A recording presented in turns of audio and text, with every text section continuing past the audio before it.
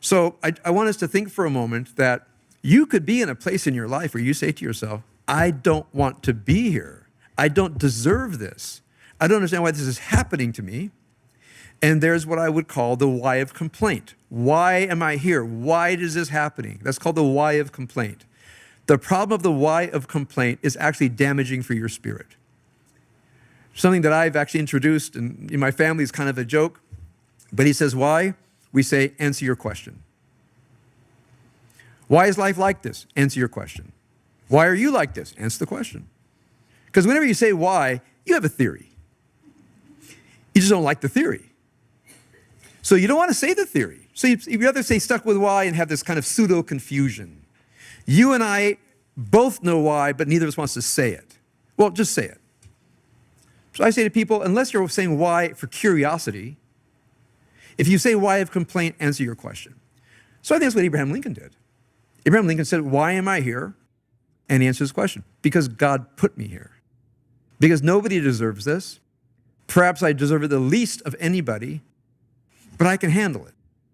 All the hatred, all the dissatisfaction that not one, at any time did everybody like him, to the point that he was assassinated. I think what he said to himself is, am I up to this? I don't deserve this. Am I up to it? Going back to my studies this morning, I'm doing a unit in the morning study, so I hope you guys come, on the idea of duty as a core part of the human experience that leads to a life of meaning, that can lead to a life of happiness. Just briefly, when you're in a tough situation, we oftentimes think, what is my stand? What do I think? What's my stake? What do I think about this?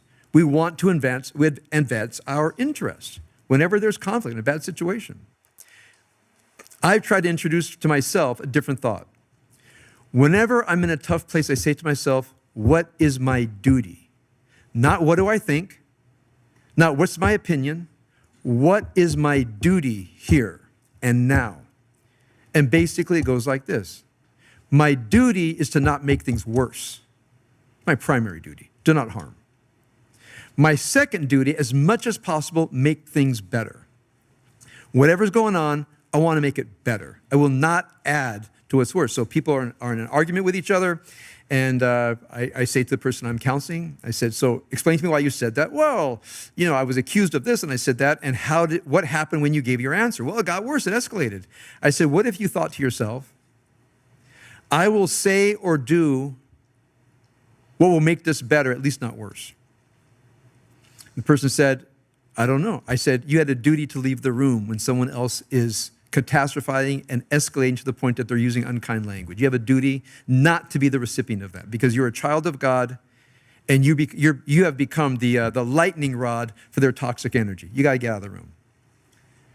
The person says to me, well, I had my side, what I wanted to say. I said, well, that's what you did. And how'd that go? Horrible. I said, okay, let's go back to my point. If you would have said to yourself, what is my duty? My duty is to not just stop the barrage at me. My duty is to stop this person whom I love from becoming a horrible person. So get out of the room. So this idea of, I have a right to say my side, I said, yeah, politically, yes. From a duty perspective, you have to ask, what is my duty? Now, when one has the frame, I will do what is required of me when it counts. First of all, don't make it worse. And secondly, I will do that which will make it better, as much as I can figure this out. Now, people began asking me all kinds of questions. I said, look, I don't have the answer to it, but I can tell you this. When I translate my thinking into what is my duty here, I get a different answer than if I would ask something else. Like, how do I feel and what do I want to say? When I say, what is my duty here? And my duty is to not make it worse, if possible, make it better. That transforms my consciousness. Now, you discover a life of meaning, that the life of meaning is to be an agent of good in the world. So why don't I start there? Because if I see it be an agent of good in the world, here's what you'll do. You'll argue for the good as you see it. When you have a primary duty, it doesn't matter what you think. It doesn't matter what your theory of the good is, because duty comes first. You discover the good from doing your duty.